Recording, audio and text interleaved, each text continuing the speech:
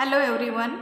In standard 12th subject biology, topic number 3, inheritance and variations.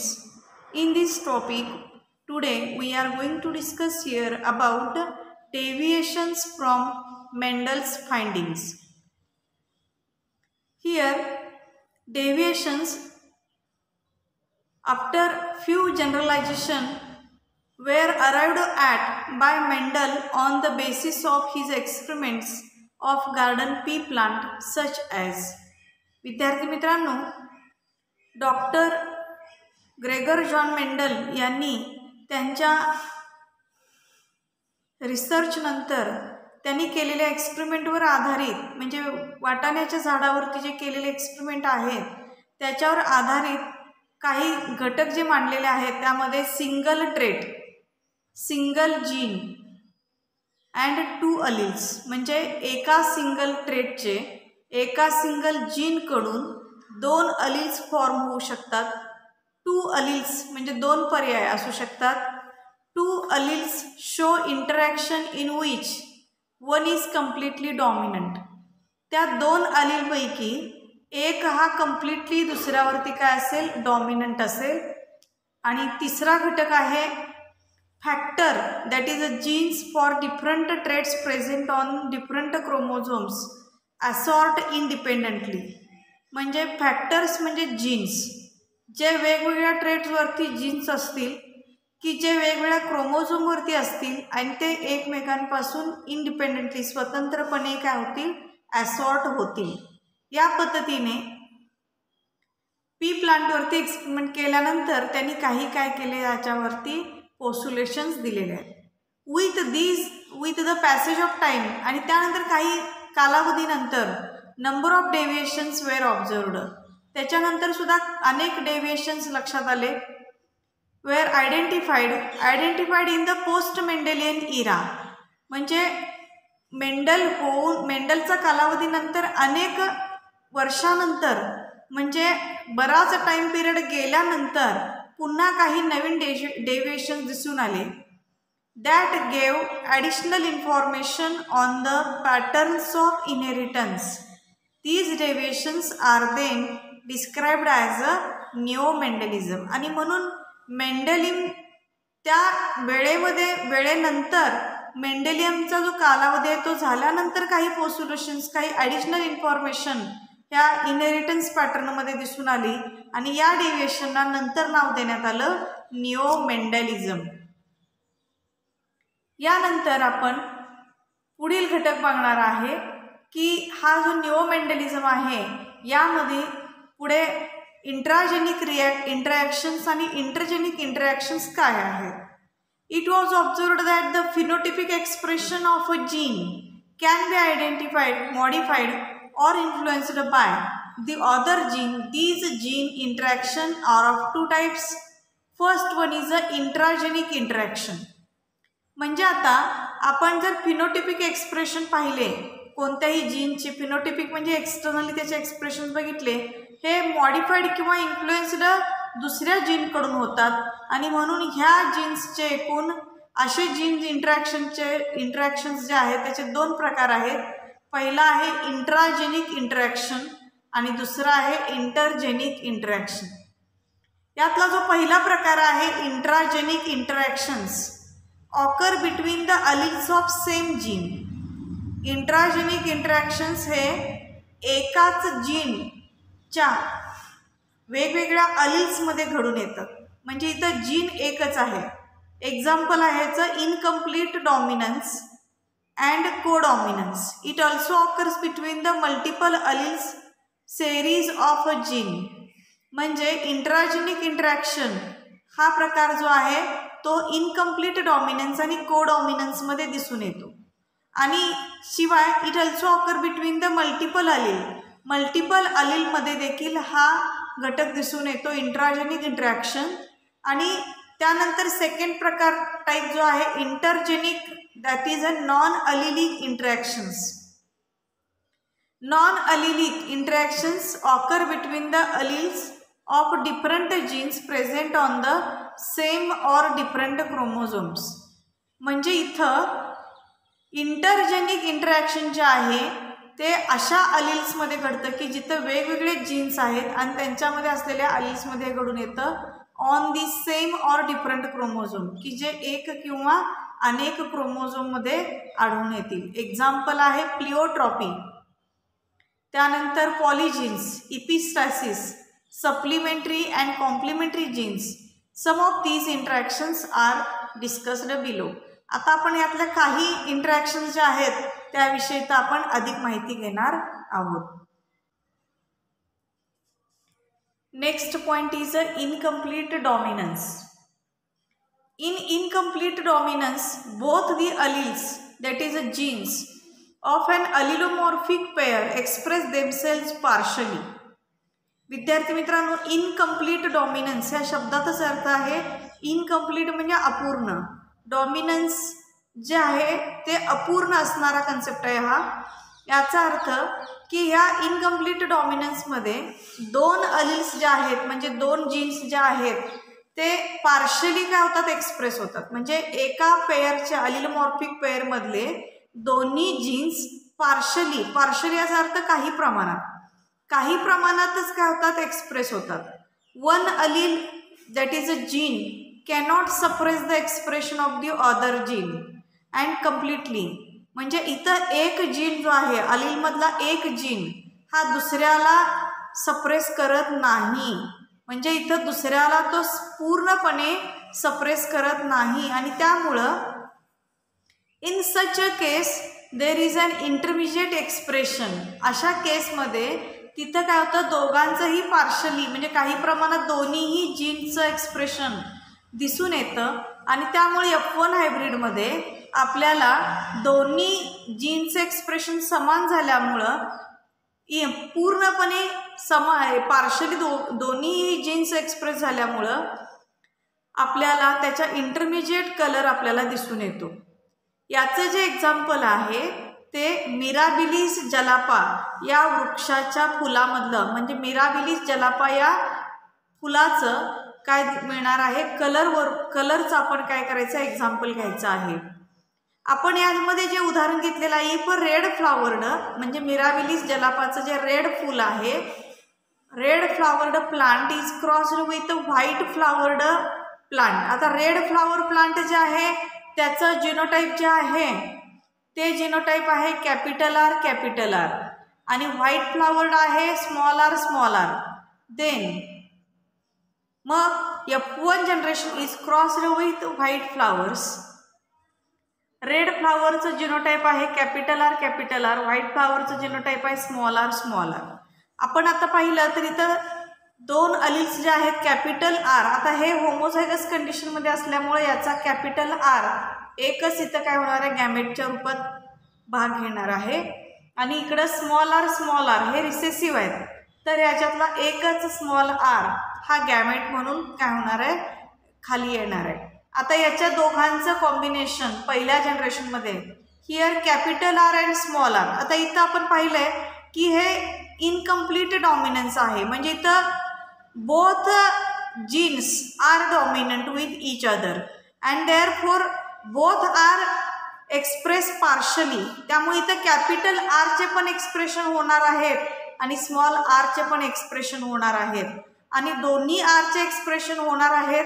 म्हणून हा याच्यामधला intermediate colour तयार होतो, तो म्हणजे कॅपिटल आर म्हणजे रेड आणि स्मॉल आर म्हणजे व्हाईट. रेड कलर आणि व्हाईट कलर दोन्हीही एकमेकांमध्ये मिक्स होतात आणि त्याचा इंटरमिजिएट कलर म्हणजे पिंक फ्लावर्स, याच्यामध्ये फ्लावरला आपल्याला पिंक कलर आलेला दिसून येतो. म्हणजे पिंक कलर हा इंटरमिजिएट कलर तिथं डेव्हलप होतो. देन F2 जनरेशनमध्ये सेल्फिंग ऑफ F1 आहे. यामध्ये आपण जर पाहिलं तर ह्याच कॅपिटल आरचं काय केलेलं आहे, सेल्फिंग. मग इथं मेलकडचे गॅमेट येणार आहेत कॅपिटल आर स्मॉल आर आणि फिमेलकडचे गॅमेट पण कॅपिटल आर स्मॉल आर, कारण F2 जनरेशन म्हणजेच F1चंच काय असतं, सेल्फिंग असतं. मग हा कॅपिटल आर म्हणजे इथं डबल कॅपिटल आर आले, हा कॅपिटल आर स्मॉल आर म्हणजे कॅपिटल आर स्मॉल आर आले. त्यानंतर इथंही तसंच आहे, ह्या तिसऱ्या घरामध्ये कॅपिटल आर स्मॉल आर आणि इथं स्मॉल आर. एकूण 4 झाडं आले असतील सेकंड जनरेशनमध्ये आपण पाहिलं तर यापैकी एक हे प्युअर रेड फ्लावर प्लांट असणार आहे, 2 असणार आहेत ते पिंक फ्लावर प्लांट असणार आहेत आणि चौथं जे झाड असणार आहे ते काय असणार आहे, पूर्णपणे व्हाईट फ्लावरचं प्युअर व्हाईट असं फूल असणार आहे. याचा रिझल्ट आपण जर पाहिला तर जिनोटिपिक रेशो जो आहे तो जिनोटिपिक रेशो हा काय असणार आहे. आता जिनोटाईप म्हणजे जिनोटिपिक रेशो जो आहे तो जिनोटाईपवर डिपेंड आहे.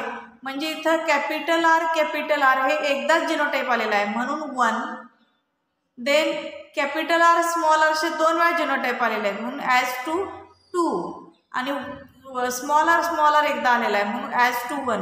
म्हणजे हा जो रेशो आहे जिनोटिपिक रेशो जो आहे तो काय असणार आहे 1:2:1 या पद्धतीनं हा जिनोटिपिक रेशो असणार आहे. याचा फिनोटिपिक रेशो सुद्धा आपण पाहिला तर फिनोटाईपमध्ये आपल्याला लक्षात येईल की एक प्लांट हे काय असणार आहे प्युअर रेड असणार आहे म्हणजे रेड कलर्ड फ्लावर असणार आहेत. 2 झाडांना पिंक कलरचे फ्लावर असणार आहेत आणि एका झाडाला व्हाईट कलरचे फ्लावर असणार आहेत. याचा अर्थ फिनोटिपिक रेशो सुद्धा 1:2:1 या पद्धतीने याचं फिनोटिपिक रेशो देखील असणार आहे. Second is the codominance. Here in codominance both the alleles genes of an allelomorphic pair express themselves equally in F1 hybrids. Such alleles which are able to express themselves equally independently in hybrids are called codominant alleles. Thus in codominance both alleles are expressed. आपण इथं कोअलिल्सचं जे example घेऊया. कोअलिल्समध्ये कोडॉमिनंटमध्ये की दोन्ही अलिल्स जे आहेत ते अलिलोमॉर्फिक पेअरमध्ये equally काय होतात एक्सप्रेस होतात म्हणजे इक्वली ते एक्सप्रेस होतात आणि म्हणून आपण जर इथं पाहिलं तर इक्वली असल्यामुळंच त्यांना आपण कोडॉमिनंट असं म्हटलेलं आहे म्हणजे ते दोन्ही एकमेकांवरती डॉमिनंट आहेत. आपण इथं जे एक्झाम्पल घेतलेलं आहे फिनोटाईपमध्ये आपण पहा classic example of codominance is a coat colour in cattle. कॅटलमध्ये म्हणजे जनावरांच्या मधला जो कोट कलर आहे त्वचेचा रंग जे आहे त्याचं आपण इथं एक्झाम्पल घेतलेलं आहे. There are 2 types one with red coat. आता आपण यामध्ये जे 2 टाईप्स घेतलेले आहेत त्यातलं एक जे आहे ते रेड कलर म्हणजे आपण आता हे घेतलं तर रेड कोट कलर आहे काही जनावरांचा आणि other white coat that is a white hairs on the body white coat and other with white coat that is white hairs. When red cattles capital R red कॅटलचं genotype आहे capital R आणि white कॅटलचं genotype आहे white कॅटलचं. आता हे दोन्ही equally express होत असल्यामुळं याला आपण जिनोटाईप दिलेला आहे कॅपिटल डब्ल्यू म्हणजे व्हाईटचं एक्सप्रेशन दाखवणारा जो जीन आहे तो कॅपिटल डब्ल्यू आहे. आपण आता पाहिलं तर याच्यामध्ये when red cattles capital R crossed with when red cattles capital R crossed with white cattles capital W F1 hybrids capital W R roan. म्हणजे आपल्याला दिसेल की F1 हायब्रिडमध्ये आपल्याला कॅपिटल आर आणि कॅपिटल डब्ल्यू दोन्ही इक्वली काय झालेले आहेत एक्सप्रेस झालेले आहेत म्हणून आपल्याला इथं रोन कलर दिसून येतो. रोन कलर इथं पण बघा रोन कलर म्हणजे आपल्याला F1 हायब्रिड्स हे सगळे रोन कलरचे दिसतात. याचा अर्थ काय आहे आता इथं ही व्हाईट ॲनिमल आहे पण व्हाईट ॲनिमल जरी असला तरी व्हाईटवरती जेवढे व्हाईट कलर आहे तेवढा इक्वली लाल कलरचे पॅचेस त्याच्यावरती येणार. आणि आता ह्या फिगरमध्ये आपण पाहिलं तर इथे रेड कलरची काय आहे कॅटल आहे पण त्या रेड कलरवर जेवढा रेड कलर आहे तेवढे व्हाईट पॅचेस पण तेवढे येणारच आणि म्हणून याला रोन कलर म्हणायचं आहे. त्यानंतर आपण roans are the mixture of roan याचा अर्थच आहे these are the mixture of red and white coloured hair. Thus both the traits are expressed आणि म्हणून इथं दोन्ही ट्रेट्स जे आहेत ते इक्वली एक्सप्रेस होतात. इन F2 जनरेशन, आता आपण F2 जनरेशनमध्ये पाहिलं तर देर आर रेड, म्हणजे इथं कॅपिटल रेड, कॅपिटल आर हे रेड कलरचं एक्सप्रेशन दिसून येतं आहे F2 जनरेशनमध्ये. त्यानंतर रोन्स पण तयार झालेत. आता इथं हा कॅपिटल आर कॅपिटल डब्ल्यू, हा कॅपिटल आर कॅपिटल डब्ल्यू, हे दोन्ही रोन्स तयार झालेले आहेत. आणि व्हाईट कलरचं प्युअर व्हाईट असं पण एक कॅटल तयार झालेलं आहे. आणि म्हणून हा जो रेशो आहे तो रेशो 1:2:1 असा रेशो येतो. आणि म्हणून कोडॉमिनन्समध्ये जिनोटिपिक आणि फिनोटिपिक रेशो हे दोन्ही काय आहेत, आयडेंटिकल आहेत. Then next is a multiple allele. Multiple allele here. Next multiple alleles. It is the third part, multiple alleles. Here in multiple alleles, multiple या शब्दातच अर्थ आहे. मल्टी म्हणजे मेनी, म्हणजे जिथं एकच जीन अनेक प्रकारचे एक्सप्रेशन दाखवतो, त्याला अनेक प्रकारचे अल्टरनेटिव्ह फॉर्म्स असतील तर त्याला आपण मल्टिपल अलील्स असं म्हणायचं आहे.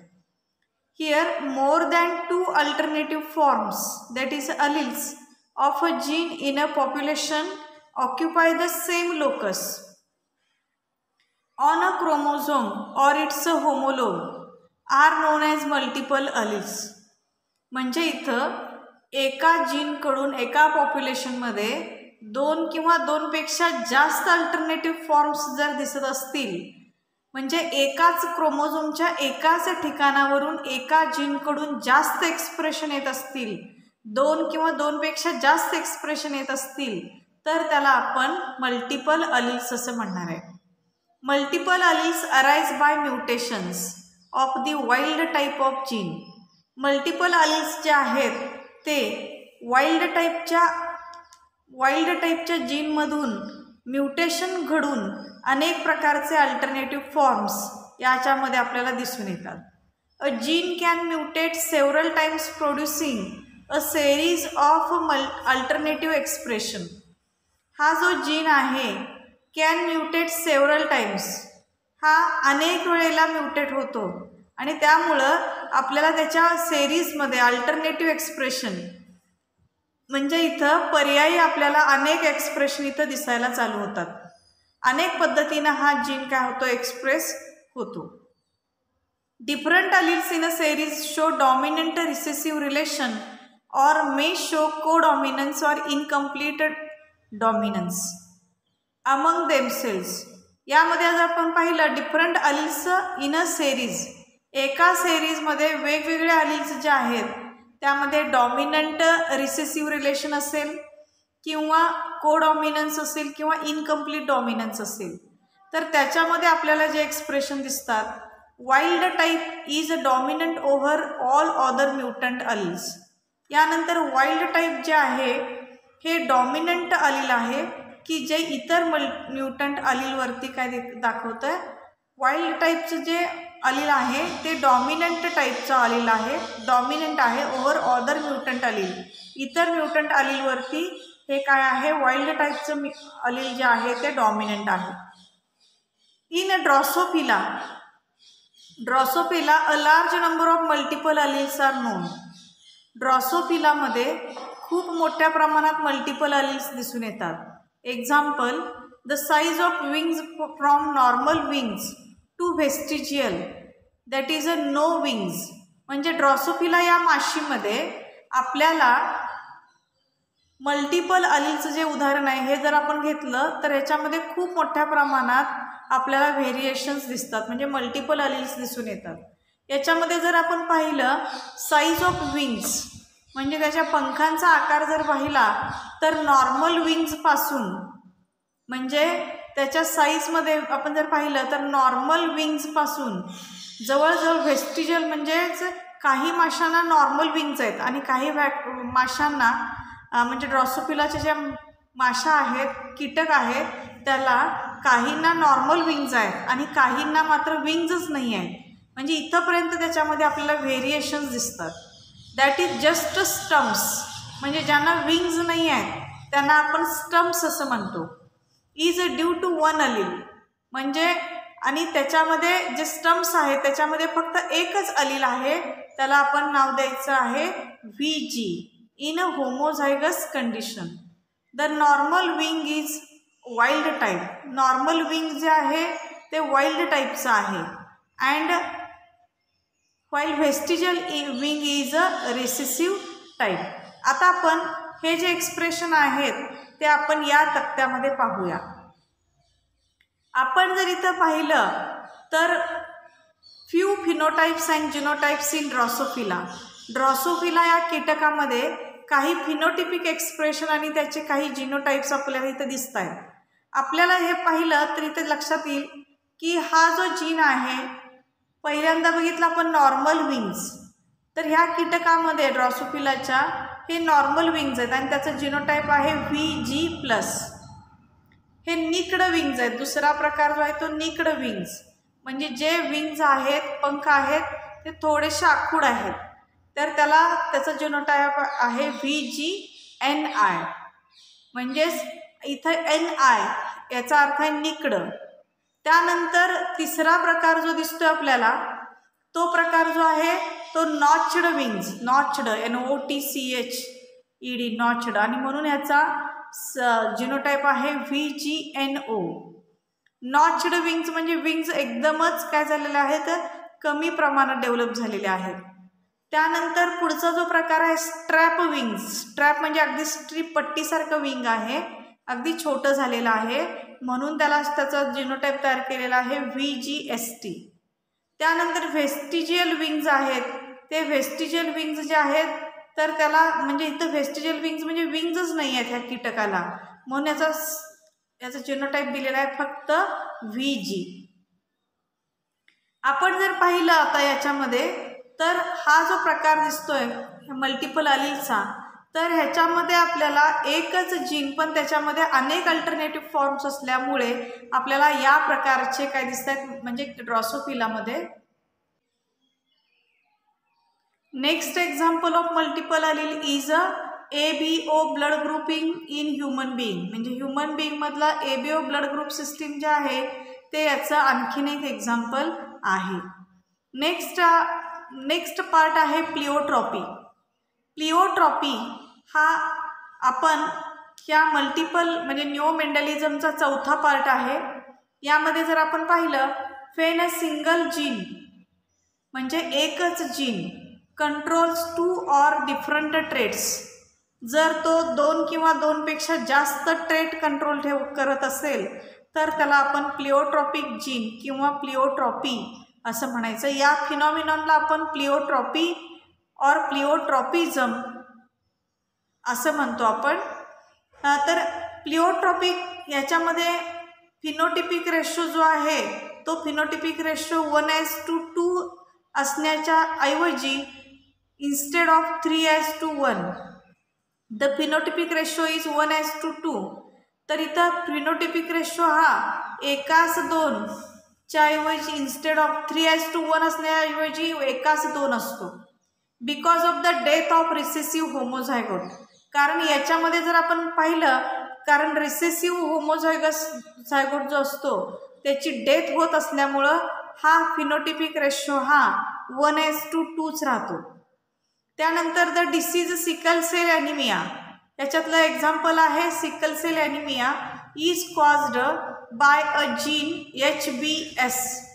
HBS हा त्याचा काय आहे, हा जीन आहे की त्या जीनमुळं सिकल सेल ॲनिमिया हा डिसीज काय होतो, कॉज होतो. नॉर्मल और healthy gene HBA is dominant and the carriers heterozygotes HBA और HBS show signs of mild anaemia. म्हणजे यातले हेटेरोझायगोट्स जे आहेत HBA आणि HBS हे काय आहेत, माइल्ड ॲनिमिया म्हणजे हे कॅरियर आहेत आणि ते माइल्ड ॲनिमिया म्हणजे सूक्ष्म प्रकारे काही प्रमाणात फक्त काय होतात, ॲनिमिया ह्याच्यामुळे कॉज होतो. ॲज देअर RBCs, कारण ह्याच्यातले जे RBCs आहेत red blood corpuscles become sickle shaped, कारण ते सिकल शेप्ड म्हणजे विळ्याच्या आकाराचे तयार होतात. That is a half moon shaped, म्हणजेच याला आपण काय म्हणतो, हाफ मून शेप्ड म्हणजे अर्धचंद्राकृती आकार त्याचा तयार होतो. Only under abnormally low oxygen concentration. Half moon shaped म्हणजे ह्याच्यामध्ये only under abnormally low CO2 concentration, म्हणजे इथं रेड ब्लड कार्पुसलचा आकार जो आहे तो आकार काय होतो, हाफ मून शेप्ड. म्हणजे हा रेड ब्लड सेलचा आकार नेहमी हा असा ओव्हल शेप असतो, पण सिकल सेल ॲनिमिक पर्सनचा हिमोग्लोबिन जे आहे ते हिमोग्लोबिनचा आकार हा असा काय होतो, हाफ मून शेप्ड. म्हणजे या आकाराचे हे सिकल सेल ॲनिमिक मधले पर्सनचे हिमोग्लोबिनचा आकार या पद्धतीने तयार होतो. Here this diagram shows that sickle cell anaemia. In sickle cell anaemia here parents are sickle cell carrier. Sickle cell कॅरियरला आपण जिनोटाईप आहे HbA. HbA आणि HbS हे काय आहेत, सिकल सेल कॅरियर आहेत.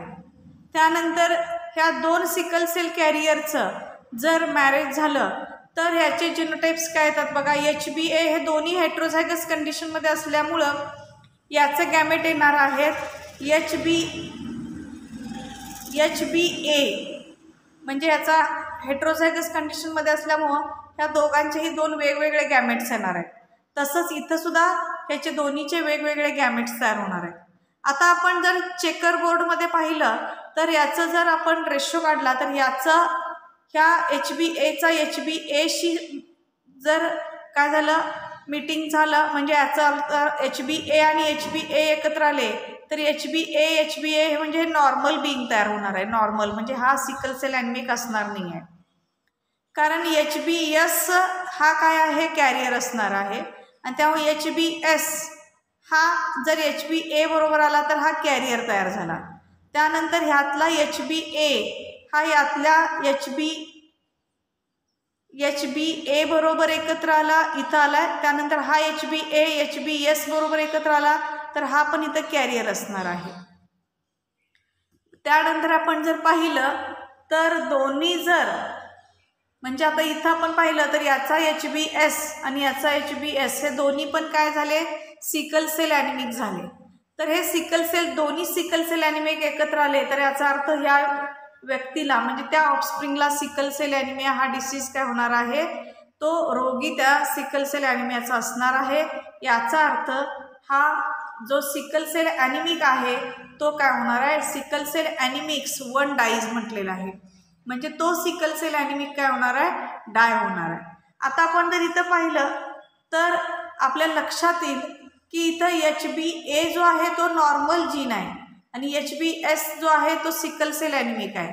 पण जेव्हा HbA आणि HbS इथं एकत्र येतं तेव्हा A हा डॉमिनंट आहे S वर आणि म्हणून हा इथं फक्त कॅरियर राहतो, त्या Sचे एक्सप्रेशन होत नाहीत.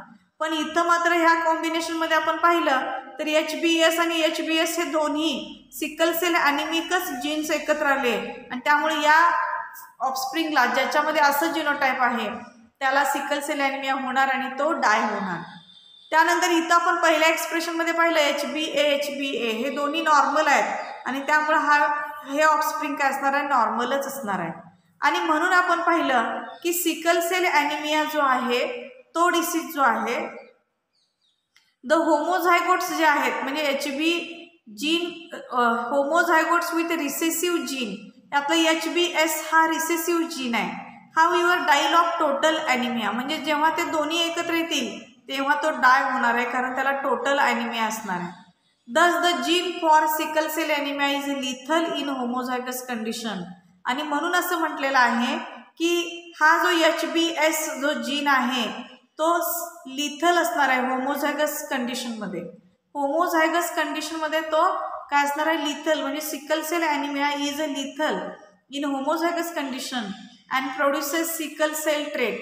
आणि याच्यापासून सिकल सेल ट्रेट तयार होतो in a heterozygous carrier. Two different expressions are produced by a single gene. म्हणजे इथं दोन वेगवेगळे एक्सप्रेशन तयार होतात एका सिंगल जीनकडून. A marriage between two carriers will produce normal. जेव्हा जर दोन कॅरियर्सचं जर मॅरेज झालं तर त्यातला एक विल प्रोड्यूस नॉर्मल, तर त्याच्याकडून नॉर्मल तयार होऊ शकतात, कॅरियर पण तयार होऊ शकतात आणि सिकल सेल ॲनिमिक पण चिल्ड्रन तयार होऊ शकतात. ते या रेशोमध्ये तयार होऊ शकतात 1:2, 2:1 रेशो. ई sickle cell anaemics die living carriers and normals in the ratio.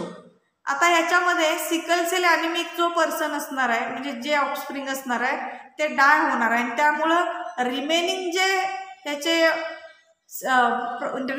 जे ऑफस्प्रिंग असणार आहेत त्याचा रेशो हा 1:2 असेल. म्हणजे 1 हा नॉर्मल असेल आणि 2 हे कॅरियर्स असतील. आणि म्हणून heterozygotes or carriers can be identified by microscopic examination of blood. आणि म्हणून हेटेरोझायगोट्स किंवा कॅरियर्स हे आपल्याला रक्ताच्या म्हणजे मायक्रोस्कोपिक एक्झामिनेशनमधून आपल्याला लक्षात येतं की कोण सिकल सेल ॲनिमिक आहे की नाही. आणि म्हणून आपण ही प्रिकॉशन घेणं गरजेचं आहे की 2 सिकल सेल ॲनिमिक पर्सन्सनी विवाह टाळणे गरजेचं आहे, कारण त्यांच्या ऑफस्प्रिंगला याचा धोका असतो. आणि हे जे इनहेरिटन्स आहे ते इनहेरिटन्स हे एका जनरेशनकडून नेक्स्ट जनरेशनला जात असल्यामुळे नक्की मायक्रोस्कोपिक ब्लड एक्झामिनेशन हे गरजेचं आहे. इथं आपण आज थांबूया. नेक्स्ट व्हिडिओमध्ये आपण क्रोमोझोमल थेअरी ऑफ इनहेरिटन्स पाहणार आहोत. धन्यवाद.